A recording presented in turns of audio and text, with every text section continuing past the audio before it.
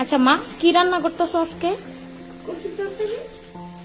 আচ্ছা, আজকে কচুর তরকারি। মা, আমরা কেলিগা খাইতেছি, অন্যদিন দিয়ে খাই না। আচ্ছা, তো অমাবস্যার দিন কচুর তরকারি খাইতে লাগে? সবারই কি এই নিয়মটা আছে মা? আচ্ছা, কচুটা যে রান্না করছো, তো কচু খাইলে তো গলা ধরে অনেকে, চুলকায়। আচ্ছা আচ্ছা আচ্ছা, তারপরে শুকনো লঙ্কা, তেজপাতা, পাঁচফোড়ন দিয়ে খুবভাবে সাজালাম। আচ্ছা, মাছের নুন দিয়ে আগে ভেজে রাখি।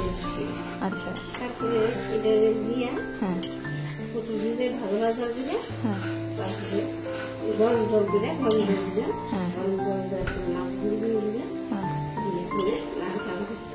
বাহ, এত সুন্দর গন্ধ বেরিয়েছে কচুটারও। আচ্ছা, কাঁচা লঙ্কা দিছো? আচ্ছা, তেজপাতা, জিরা, আদা দেয়নি মা? আদাও দেয়। আচ্ছা, তো হলুদ, মরিচিটি সব দিছো না? তোমার কচুটার কিন্তু বেশ ভালো। কালকে ইলিশ মাছটা যেমন ভালো হয়েছিল, আজকে কচুটারও খুব সুন্দর গন্ধ বেরিয়েছে। তো ভাদ্র মাসের অমাবস্যা আজকে, না? কৌশিকী অমাবস্যা। হ্যাঁ, তাহলে আজকের দিনে মানে কচু দিয়া আমরা একটা নিয়ম আছে এটা, না? ত্রিপুরার বেশিরভাগ মানুষের মধ্যে এই নিয়মটা আছে। ঠিক আছে, তোমার কচু। আচ্ছা, এখন কি করবা? এখন এটা নামাই নিবা না, একটু শুকাইয়া?